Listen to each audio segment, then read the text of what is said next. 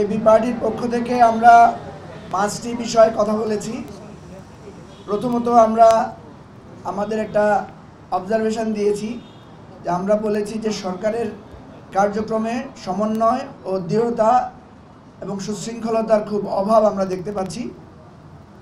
বিশেষ করে নুরুল হক নূর আহত হওয়া এবং চট্টগ্রাম বিশ্ববিদ্যালয়ে যে ঘটনা ঘটেছে সেখানে আমরা দেখেছি যে সরকার এবং আইন শৃঙ্খলা রক্ষাকারী বাহিনীর মধ্যে এক ধরনের সমন্বয় এবং নিয়ন্ত্রণ বা কর্তৃত্বের একটা ঘাটতি আছে। এইটা যদি কেটে না ওঠে, সরকারের নিয়ন্ত্রণ, দৃঢ়তা এবং সমন্বয় যদি না হয়, তাহলে নির্বাচন নিয়ে যে সংশয় আমরা এখন দেখতে পাচ্ছি বিভিন্ন মহলে, এই সংশয়টা কাটবে না বলে আমরা দৃঢ়ভাবে মত প্রকাশ করেছি। এবং যে ঘটনাগুলো একটার পর একটা ঘটছে, এটার মধ্য দিয়ে সরকারের কর্তৃত্ব প্রশ্নবিদ্ধ হচ্ছে। ফলে আমরা একটা পরামর্শ দিয়েছি যে আইন শৃঙ্খলা রক্ষাকারী বাহিনীর যতগুলো বাহিনী আছে সবগুলোকে নিয়ে আলাদাভাবে প্রধান উপদেষ্টা যাতে টপ টু বটম সবার সাথে একদিন একটা মিটিং করেন এবং সেখানে যাতে একদম প্রধান থেকে শুরু করে একদম সিপাহী পর্যায়েও যাতে ভার্চুয়াল এবং ফিজিক্যাল এই যৌথ সমন্বয়ে যাতে ওনারা একটা মিটিং করেন এবং প্রফেসর ইউনূস যাতে তাদের সবাইকে এই রাষ্ট্রের এই আইনশৃঙ্খলা পরিস্থিতি রক্ষার ব্যাপারে দৃঢ়ভাবে ভূমিকা নেন, সেটা আমাদের অনুরোধ ছিল।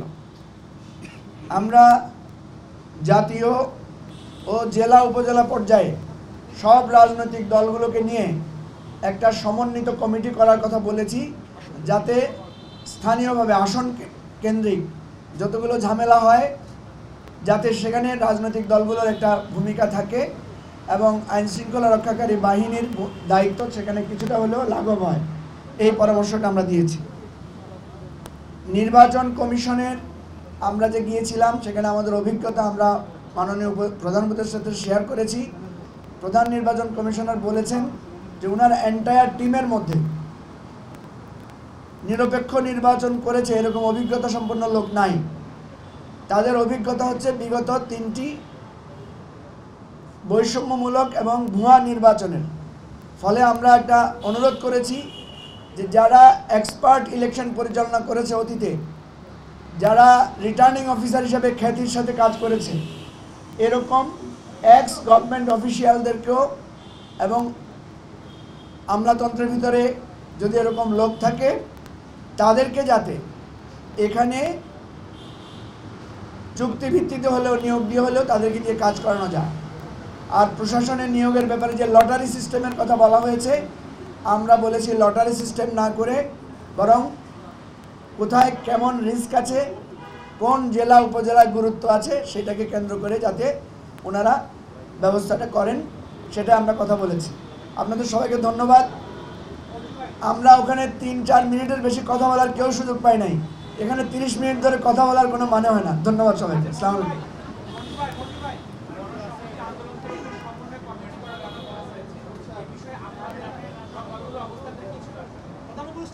প্রধান উপদেষ্টা বলেছেন, আমরা এগুলো নোট করেছি। উনি একটা টিম বলছেন আমরা বসে এটা পর্যালোচনা করব এবং এখন থেকে উনি বলেছেন আপনাদের কথাগুলো আবার আমরা আপনাদেরকে ফলো আপ দিব, যে আপনাদের কোনটাকে আমরা গ্রহণ করলাম এটার ব্যাপারে উনি বলেছেন আমাদেরকে ফিডব্যাক দিবেন। প্রধান উপদেষ্টা আরও কতগুলো কথা বলেছেন। উনি বলেছেন যে নির্বাচন যে চ্যালেঞ্জ, এটাকে সবাই মিলে ফেস না করা ছাড়া কোনো উপায় নাই এবং নির্বাচনের ব্যাপারে যেই দূরত্বগুলো আছে, যেই প্রশ্নগুলো আছে, এইগুলো উনি সবাইকে অনুরোধ করেছেন আপনারা স্যাক্রিফাইস করেও আস্তে আস্তে একটা ঐক্যমত্যের জায়গায় পৌঁছার জন্য। সবাইকে ধন্যবাদ।